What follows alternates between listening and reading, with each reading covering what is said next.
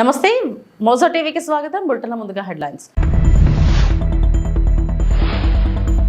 ఉత్తరాఖండ్ గంగా నది వద్ద ప్రాంతంలో నిర్వహించిన ప్రధాని నరేంద్ర మోడీ.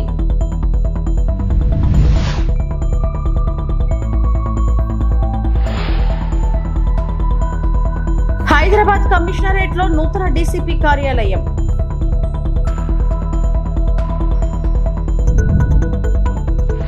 నాపై సీఎం రేవంత్ విమర్శలకు ప్రజలే జవాబిచ్చారు. కిషన్ రెడ్డి.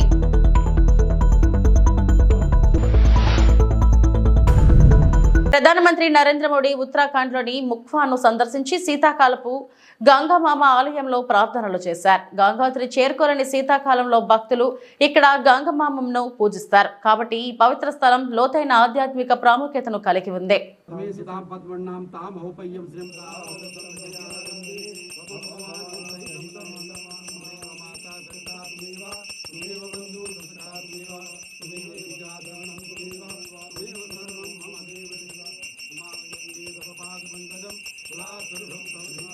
शीदंतरिक्षगुंशीष्णोदुः शवमृततः स्वस्ति नस्तारक्षो अरिष्टनेमिः स्वस्ति नो बृहस्पतिर्दधातु कुलगंगा मैया की जय. पापापहार दुर्तारि तरंगधारि शवमृततः विश्ववेदाः स्वस्ति नस्तारक्षो अरिष्टनेमिः स्वस्ति नो बृहस्पतिर्दधातु कुलगंगा मैया की जय. पापापहार दुर्तारि तरंगधारि इंद्रो बृहस्पतिः स्वस्ति नः पूषा विश्ववेदाः स्वस्ति नस्तारक्षो अरिष्टनेमिः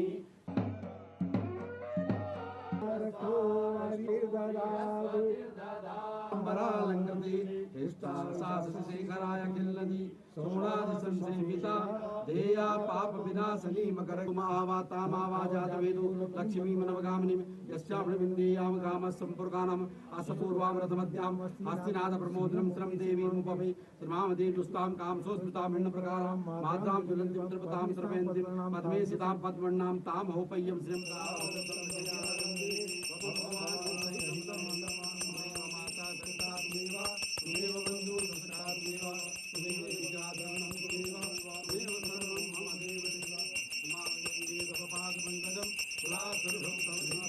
शीदंतरिक्षगुंशीष्णोदुः शवमृततः विश्ववेदाः स्वस्ति नस्तारक्षो अरिष्टनेमिः स्वस्ति नो बृहस्पतिर्दधातु कुलगंगा मैया की जय. पापापहार दुर्तारि तरंगधारि इंद्रो बृहस्पतिः स्वस्ति नः पूषा विश्ववेदाः स्वस्ति नस्तारक्षो.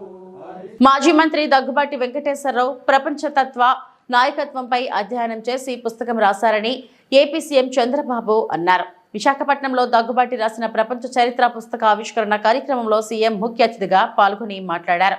దగ్గుబాటి వెంకటేశ్వరరావు నా తోడలుడు ఎన్టీఆర్ వద్ద ఇద్దరం అన్ని నేర్చుకున్నాం. ఆయన ఓ పుస్తకం రాస్తారని నేనెప్పుడు అనుకోలేదు. రచయిత కానటువంటి రచయిత వెంకటేశ్వరరావు ఎవరూ చేయని సాహసాన్ని ఆయన చేశారు. ప్రపంచ చరిత్రలో ఆది నుంచి ఇప్పటి వరకు మొత్తం వివరాలను పుస్తకంలో పొందుపరిచారు. ఎన్ని కష్టాలున్నా సంతోషంగా కనిపిస్తారు. గత ప్రభుత్వ విధ్వంస పాలనతో అందరం ఆవేదన చెందాం. గీతం వంటి ఉత్తమ విద్యా సంస్థను ఏం చేశారో చూశారు. ఇటీవల ఎన్నికల్లో దగ్గుబాటి పురంధేశ్వరి చొరవను అందరం చూశాం. రాష్ట్ర ప్రజలకు మంచి చేసేందుకు అది ఉపయోగపడిందని చంద్రబాబు అన్నారు. కలిసి ఉన్నాం 40 ఏళ్ళు, ఫ్యామిలీ మెంబర్స్, కానీ ఆయనలో ఇంత డెప్త్ ఉంది, ఒక పుస్తకం రాస్తాడని నేను ఎప్పుడు ఊహించలేదు. ఆయన చెప్పినప్పుడు నేను అడిగాను, మీరే రాశారా అని అడిగాను. ఎవరికైనా డౌట్లు ఉంటాయి, కానీ ఆయన రైటర్ కాదు, ఇప్పుడు కూడా కాదు.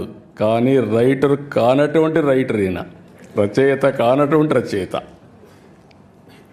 ఈరోజు ఏదైతే అటెంప్ట్ చేశారో అది కూడా చూస్తే ఎవరు చేయనటువంటి పుస్తకం కోసం చేశారు. ఆ విషయాలు కూడా మనం ఒకసారి మాట్లాడుకుంటాం. అదే సమయంలో దగ్గుపాటి పురంధేశ్వరి గారు, ఇటీవల ఎన్నికలు నేను చూశాను వారిని. వారు చూపించిన చొరవ కానీ, వారు నడిపించిన విధానం కానీ, దానివల్ల మళ్ళీ రాష్ట్ర ప్రజలకు ఒక మంచి జరగడానికి ఉపయోగపడింది. వారిని కూడా మనస్ఫూర్తిగా అభినందిస్తున్నా. ఒక చారిత్రక అవసరం మొన్న ఎన్నికలు. అందరం ఆవేదన పడ్డాం. గీతం లాంటి వన్ ఆఫ్ ది బెస్ట్ ఇన్స్టిట్యూట్ని ఏం చేశారో మీరు చూశారు.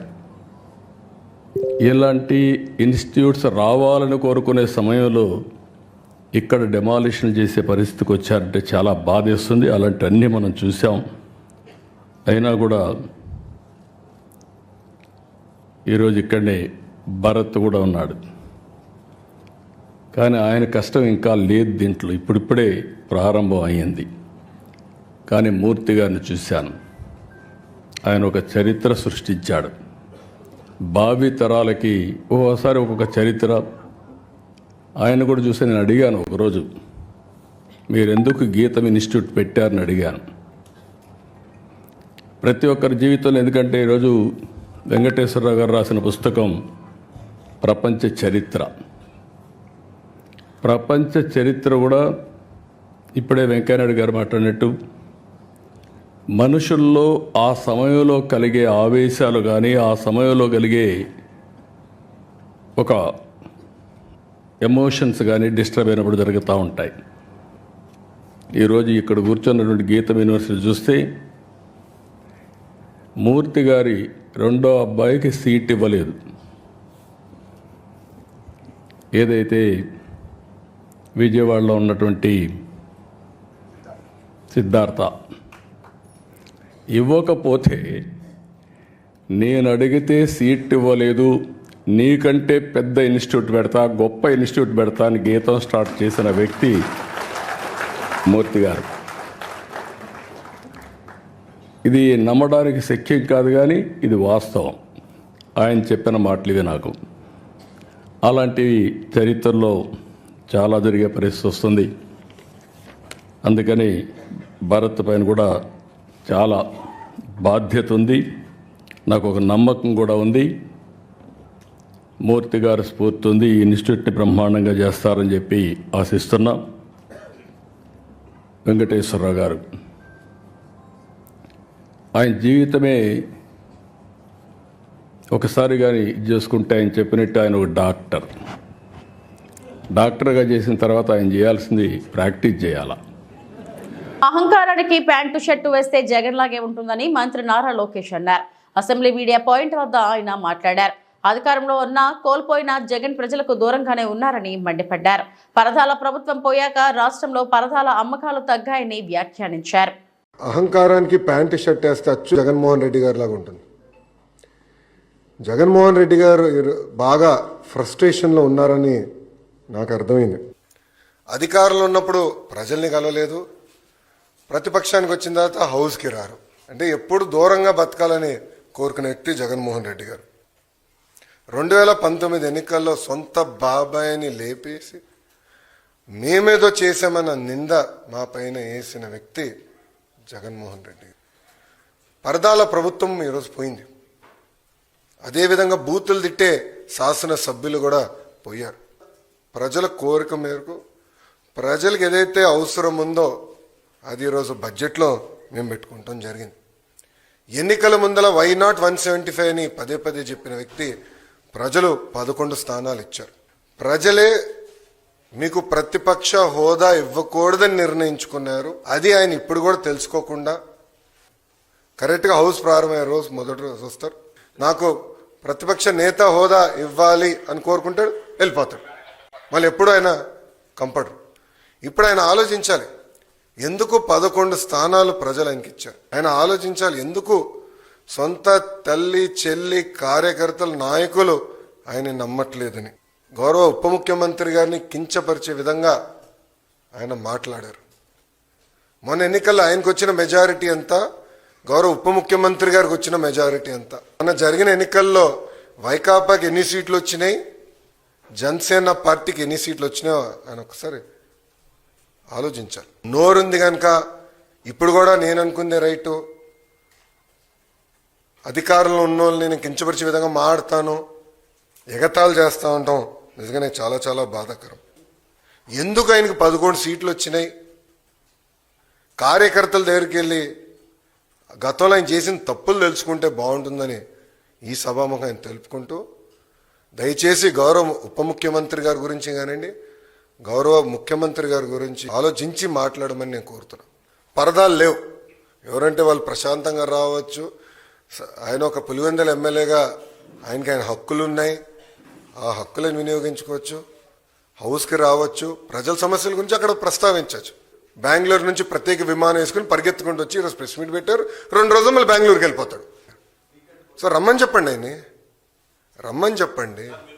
ఇప్పుడు జగన్మోహన్ రెడ్డి గారికి చట్టాన్ని ఉల్లంఘిస్తాం బాగా అలవాటు స్వామి. అందుకే అన్ని కేసులు ఉన్నాయి ఆయన పైన.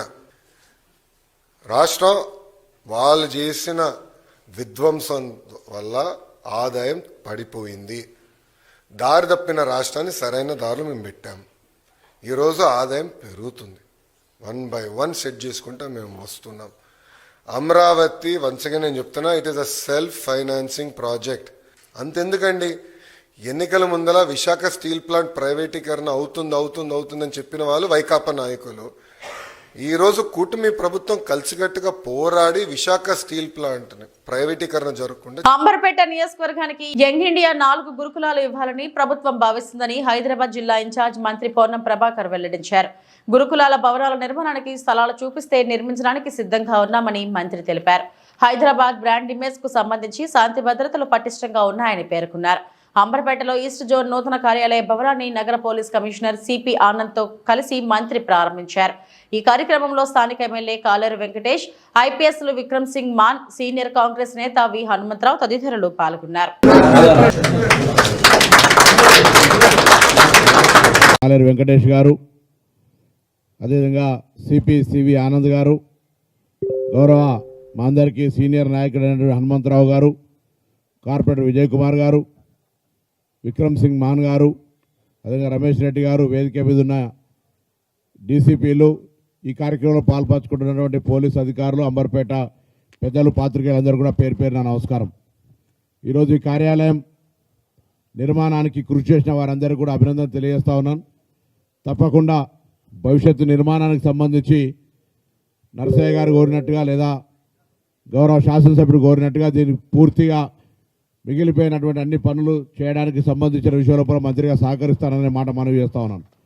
అదేవిధంగా గౌరవ శాసనసభ్యులు చెప్పినట్టుగా ఫైర్ స్టేషన్ సంబంధించి ఇక్కడనే స్థలం ఇవ్వడానికి కొంత ఫైర్ స్టేషన్కి ఇబ్బంది లేకుండా ఏర్పాటు చేసే విధంగా పోలీసులు సహకరించే కార్యక్రమం తీసుకున్నారు. దాన్ని మీరు సమన్వయం చేసి ఫైర్ స్టేషన్కి సంబంధించిన ఇబ్బందిని తొలగించే కార్యక్రమం చేయాల్సిందిగా కోరుతూ, మీరు అన్నట్టుగా మరి ఆబిడ్స్ కోవడమో రిజిస్ట్రేషన్ కొరకు, దాని తర్వాత మిగతా మున్సిపల్కి సంబంధించి కూడా హ్యాబిట్స్ రిజిస్ట్రేషన్ దోమలు కూడా హ్యాబిట్స్ అంటే చాలా దూరం కాబట్టి మరి మీరు స్థలం చూపెట్టినట్టయితే ప్రభుత్వ స్థలం వాటిని కూడా ట్రాన్స్ఫర్ చేయడానికి మరొక ప్రాబ్లం, స్థలం లేకపోతే ఇబ్బంది కాబట్టి స్థలాన్ని చూపించినట్టయితే, లేకపోతే ఇంకెక్కడైనా ఓల్డ్ స్కూల్స్ నాట్ ఫంక్షనింగ్ ఉన్నా కూడా ఇతరత్ర ఏదైనా గవర్నమెంట్కు గతంలో కేటాయించబడి ఉపయోగించినటువంటి ఉంటే కూడా వాటిని రియలొకేషన్ చేయించి అవి ప్రారంభం చేయడానికి ప్రయత్నం చేయడం జరుగుతుంది. అదేవిధంగా ఎడ్యుకేషన్ ఇన్స్టిట్యూషన్ గురించి చెప్పినారు. ఇప్పుడు రెడీగా యంగ్ ఇండియా ఇంటిగ్రేటెడ్ హాస్టల్స్ కింద 4 గురుకులాలను నియోజకవర్గంలో ఇవ్వాలని చూస్తూ ఉన్నాం. హైదరాబాద్ మొత్తం గాలింపు చేసిన దానికి అవసరమైన ఎందుకంటే 4 గురుకులాలు, స్టాఫ్ క్వార్టర్స్, ప్లే గ్రౌండ్తో సహా దాని యొక్క హైకోర్టును తప్పుదో పట్టించిన వారిపై చర్యలు తీసుకోవాలి. ఏ కుమార్ డిమాండ్. Rajendra Prasad SC ST BC OC welfare association జిల్లా మాజీ అధ్యక్షుడు ఏ కుమార్ హైకోర్టును తప్పుదో పట్టించిన వారిపై చర్యలు తీసుకోవాలని కర్నూలు జిల్లా కార్యాలయం ముందు ధర్నా చేశారు. ఈ సందర్భంగా ఆయన మాట్లాడుతూ, నా దృష్టికి వచ్చిన సమస్యలను పోలీసుల ద్వారా ఉన్నతాధికారుల దృష్టికి తీసుకెళ్లి వాటి పరిష్కారం కోసం పోరాటాలు చేస్తుంటానని అన్నారు. ఇలాంటి క్రమంలోనే దేవ్పాల్ అనే వ్యక్తిపై చర్యలు తీసుకోవాలని పోలీసులకు ఫిర్యాదు చేశానన్నారు. పోలీసు వారు చర్యలు తీసుకోకపోవడంతో హైకోర్టును ఆశ్రయించి కోర్టు ద్వారా కేసు రిజిస్ట్రేషన్ కోసం రిట్ వేయడం జరిగిందని అన్నారు. కోర్టుకు తప్పుడు సాక్ష్యాలు చూపి దేవపాల్ను రక్షించారని కుమార్ తెలిపారు. వెంటనే కోర్టులో తప్పుడు సాక్ష్యాలు చూపిన వారిపై చర్యలు తీసుకోవాలని ఆయన డిమాండ్ చేశారు. స్టూడెంట్ వాళ్ళు పట్టించుకోకపోతే హైకోర్టు రిట్ పిటిషన్ దాఖలు చేసిన ఆ రిట్ పిటిషన్లో పోలీసు వాళ్ళు పాత ఎఫ్ఐఆర్ కాపీ అంటే గోల్స్ కాలేజీ స్థలానికి ఏదైతే సంబంధించిన ఎఫ్ఐఆర్ కాపీ ఉందో ఆ కాపీ తీసుకుపోయి హైకోర్టులో పోయి ఫలానా దేవపాల్ మీద మేము కేసు కట్టేసినాము అని చెప్పేసి తప్పుడు ఎఫ్ఐఆర్ కాపీ అంటే వేరే ఎఫ్ఐఆర్ కాపీ తీసుకొని పెట్టి ఆ కేసు వాళ్ళు క్లోజ్ చేసుకున్నారు. ఎవరు 210 పోలీస్ వాళ్ళు. తర్వాత ఉండి మాకు ఆ విషయం మాకు తెలిసి ఆ ఎఫ్ఐఆర్ కాపీ దేవపాల్ మీద కేసే కట్టలేదు. ఈ ఎఫ్ఐఆర్ కాపీ ఎవరిదని చేస్తే గతంలో ఏదైతే కోల్స్ కాలేజ్ స్థలం విషయంలో ఏదైతే ఎఫ్ఐఆర్ కాపీ అయిందో ఆ ఎఫ్ఐఆర్ కాపీని తీసుకుపోయి పోలీసులు కోర్టును తప్పుదారు పట్టించారు. ఇప్పుడు మాకు ఈ పోలీసు వాళ్ళు ఏదైతే దేవపాల్ మీద చర్య తీసుకోకుండా చట్టరీత్యా అతన్ని కాపాడడానికి కానీ పోలీసు వాళ్ళు హైకోర్టును కూడా మిస్బిహేవ్ చేస్తున్నారు. దేవపాల్ పైననే ఇప్పుడు తప్పుడు మీరు ఏదైతే ఎఫ్ఐఆర్ సమర్పించినారో పోలీసు వాళ్ళని అంటున్నారు. దేవపాల్ ని సేవ్ చేయాల్సిన అవసరం ఏముంది పోలీసు వాళ్ళకి? అతనికి అడ్వకేట్ కావచ్చు, లేకపోతే అతనికి ఇన్ఫ్లుయెన్స్ ఉండొచ్చు. అది ఏది విషయం అనేది మనకు తెలియదు. ఎందుకంటే ఇప్పుడు మనకు జరగలేదు కాబట్టి నేను న్యాయం జరగలేదు అని చెప్పి హైకోర్టుకి నేను రిట్ పిటిషన్ దాఖలు చేసిన. వాళ్ళు ఇతని మీద చర్య తీసుకోకుండా అతని మీద ఎఫ్ఐఆర్ కట్టినామని చెప్పి వేరే కేసులో ఎఫ్ఐఆర్ కాపీ తీసుకుపోయి అక్కడ సబ్మిట్ చేశారు. దేవపాల్ అసలు ఏం చేసినాడు, ఏం మిస్టేక్ చేశాడు? దేవపాల్ వచ్చేసేసి వాళ్ళ తల్లిదండ్రులు చంపినాడు అని చెప్పి వాళ్ళ అన్న పిల్లలు వాళ్ళు నా దగ్గరకు వస్తే అదొక కంప్లైంట్, విచారణ చేయండి సార్ అని. ఇంకొకరి దగ్గర పోలీస్ స్టేషన్లో పంచాయతీలు చేస్తానని చెప్పి పోలీసులతో నేను సెటిల్మెంట్ చేశానని చెప్పి పంచాయతీలు చేశానని 3 లక్షల రూపాయలు తీసుకున్నాడు. ఎవరు? గోపాల్ రెడ్డి అనే అతను నా దగ్గరకు వచ్చినాడు. నేను అతని ఈ కంప్లైంట్ తీసుకుపోయి పోలీస్ స్టేషన్లో ఫిర్యాదు చేస్తే బయటకు వచ్చినాక నన్ను కులంతో ద్వేషించి నీకేం సంబంధం ఇది అది అని చెప్పేసి అంటే దాని విషయంలో కూడా కంప్లైంట్ ఇస్తే పోలీసులు పట్టించుకోలేదు. అప్పుడు నేను హైకోర్టుని ఆశ్రయించాల్సి వచ్చింది. అంటే దేవపాల్ సొంత తల్లిదండ్రులనే వాళ్ళ దగ్గర నుంచి అమౌంట్ తీసేసుకొని వాళ్ళని మోసం చేసి చంపేసినాడు. అది వాళ్ళ అన్న పిల్లలే సొంతంగా వచ్చి. ఎప్పుడు జరిగింది ఇది సార్? అది డేట్ నేను కంప్లైంట్ లో మెన్షన్ చేసినాను సార్ నేను. సరే, ఇప్పుడు ఫైనల్ గా మీరు ఏం కావాలంటే సార్ ఇప్పుడు దేవపాల్ మీద చర్య తీసుకోవాలా. ఇప్పుడు చట్టాన్ని కాపాడాల్సిన డిపార్ట్మెంట్ వాళ్ళే హైకోర్టుని తప్పుదోవ పట్టించడం ఎంతవరకు రైట్ అనేది వాళ్ళే ఆలోచించాలా. నాకు న్యాయం జరగాల, ఏది దేవపాల్ మీద చర్య తీసుకోవాలా. ఆ హైకోర్టు విషయంలో వాళ్ళు ఒక ఉన్నత స్థాయిలో ఉండి వాళ్ళే తప్పు చేస్తే సామాన్యులకి న్యాయం ఎలా జరుగుతుంది? మీ పేరు? కుమార్ సార్. ఎమ్మెల్సీ ఎన్నికల ప్రచారంలో సీఎం రేవంత్ రెడ్డి తనపై చేసిన విమర్శలకు ప్రజలే సరైన సమాధానం ఇచ్చారని కేంద్ర మంత్రి కిషన్ రెడ్డి అన్నారు. ముఖ్యమంత్రి విమర్శలకు సంజాయిషి ఇవ్వాల్సిన అవసరం తనకు లేదన్నారు. ప్రజా తీర్పు కాంగ్రెస్ పాలనకు చెంపపెట్టు లాంటిదని కిషన్ రెడ్డి పేర్కొన్నారు. అసెంబ్లీ ఎన్నికలకు ముందు కాంగ్రెస్ పార్టీ ఇచ్చిన హామీలన్నీ వెంటనే అమలు చేయాలని డిమాండ్ చేశారు. కాంగ్రెస్ పార్టీ ప్రభుత్వ పాలనకు గత పార్లమెంట్ ఎన్నికల్లోనే ప్రజలు మరి కర్రు కాచి వాత పెట్టారు. ఈ ఎన్నికల్లో మరి పూర్తిగా తమ అభిప్రాయాన్ని స్పష్టం చేశారు. కాబట్టి ముఖ్యమంత్రి గారు మాట్లాడేటువంటి విషయాల మీద నేను స్పందించదలుచుకోలేదు. ఆయన గాలి మాటలు మాట్లాడుతుంటే నేను మాట్లాడుతూ ఉంటే ఆయనకు అలసిగా కనిపిస్తుంది. కాబట్టి ఆయన మాటలకు వ్యక్తిగతంగా ప్రభుత్వపరమైన అంశాలు కావచ్చు, విధానపరమైనటువంటి అంశాల మీదనే తప్పకుండా మాట్లాడతాను. నా మీద గాలి మాటలు మాట్లాడినప్పుడు నేను జవాబు చెప్పుకోవాల్సినటువంటి సంజాయిషి చెప్పుకోవాల్సినటువంటి అవసరం నాకు లేదు. ఆ ప్రజలు తీర్పే నా గురించి ఈ ఎన్నికల ప్రచారంలో ఇష్టారాజ్యంగా ముఖ్యమంత్రి గారు మాట్లాడిన తర్వాత తెలంగాణ ప్రజలు ఎన్నికల్లో ఇచ్చినటువంటి తీర్పు ఏదైతున్నదో ఆ తీర్పే కాంగ్రెస్ పార్టీకి, పాలక పార్టీకి చంపచెల్లుమనిపించింది. నా మీద విమర్శకు సరైన జవాబు తెలంగాణ ప్రజలే చెప్పారు. రెఫరెండం అన్న ఈ ఎన్నికలను 2 కోల్పోయింది కాంగ్రెస్.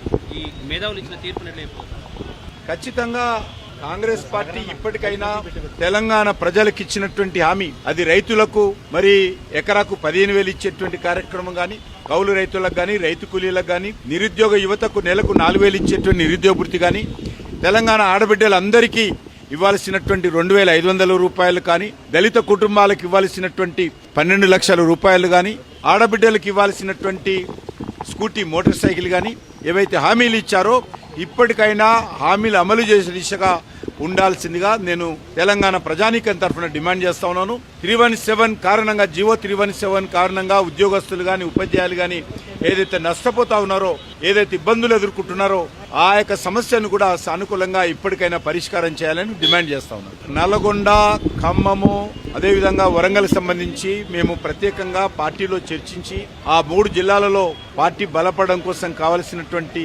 చర్యలు ఏ రకంగా ఉండాలో ప్రత్యేకంగా దానికి సంబంధించినటువంటి కార్యాచరణ రూపొందించి ఆ జిల్లాలో కూడా బలపడడం కోసము, ప్రజల మద్దతు కూడగట్టడం కోసము తప్పకుండా ప్రయత్నం చేస్తాము. ఎన్నికల్లో కొంత మేము విజయం సాధించకపోవడానికి కొంత మా లోపం. పీడీఎస్ ధాన్యం అంటే కేవలం స్మగ్లింగ్ కోసమే అన్నట్లుగా వైసీపీ పాలకులు మార్చేశారని మంత్రి నాదెండ్ల మనోహర్ అన్నారు. ఒక మాఫియాలా ఏర్పడి ధాన్యాన్ని పేదలకు దక్కకుండా చేశారని ఆగ్రహం వ్యక్తం చేశారు. శాసనసభలో గోరంట్ల బుచ్చయ్య చౌదరి, కొండబాబు, కూన రవికుమార్, వెనుగండ్ల రాము తదితర సభ్యులు అడిగిన ప్రశ్నలకు నాదెండ్ల మనోహర్ సమాధానమిచ్చారు. రేషన్ బియ్యం అక్రమ రవాణాకు పాల్పడే వారిపై గతంలో కంటే కఠినమైన సెక్షన్లతో కేసులు నమోదు చేస్తున్నామని తెలిపారు. ఈ రోజుకి కూడా చాలా కుటుంబాలు దీనిపైనే ఆధారపడి ఉంటాయి అధ్యక్ష. రేషన్కి ఎప్పుడు వస్తుందా అనేది ఎదురు చూస్తూ ఉంటారు.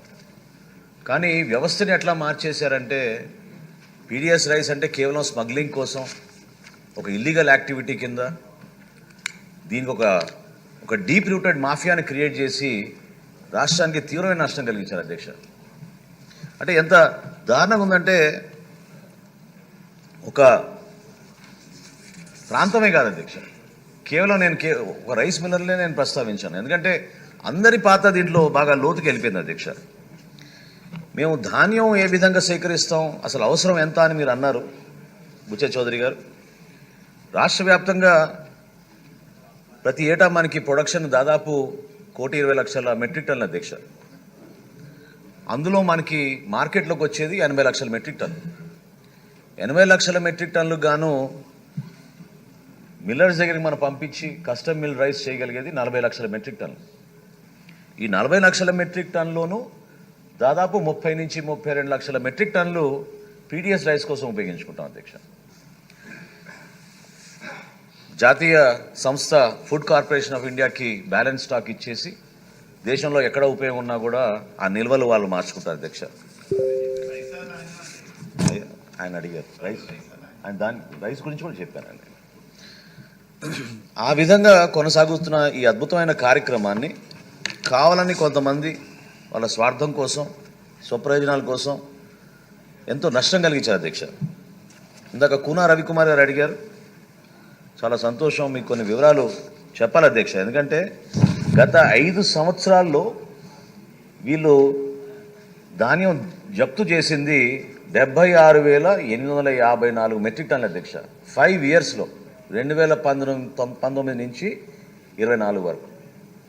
కూటమి ప్రభుత్వం వచ్చినాక కేవలం 6 నెలల్లో మేము జప్తు చేసింది 60,000 మెట్రిక్ టన్నుల అధ్యక్ష. అంటే almost 78% of what the previous government has done in the past 5 years.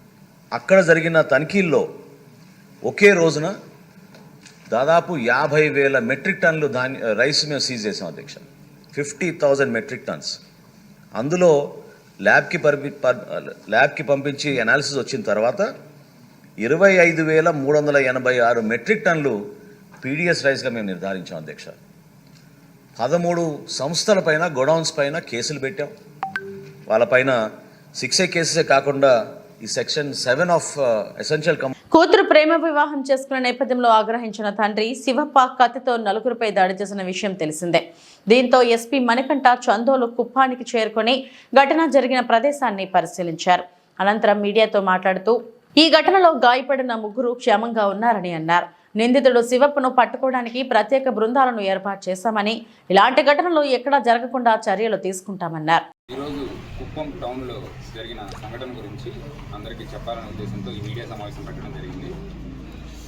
ఈరోజు ఒక పెళ్ళైన జంట, 2 మేజర్సే, వాళ్ళు ఇద్దరు కూడా మన కుప్పం టౌన్లో BRD హాస్పిటల్ దగ్గర ఉన్నారన్న సమాచారంతో అమ్మాయి వాళ్ళ ఫాదర్, వీళ్ళంతా కూడా ఏ కొత్తపల్లి విలేజ్, గుడిపల్లి మండలం, అమ్మాయి వాళ్ళ ఫాదర్కి ఇన్ఫర్మేషన్ తెలిసి వాళ్ళు వెళ్ళి మ్యారేజ్ చేసుకొని వచ్చారని తెలిసి వాళ్ళతో మాట్లాడడానికని వచ్చి అమ్మాయిని పక్కకు పిలిచి తీసుకొని వెళ్దామని ట్రై చేశారు.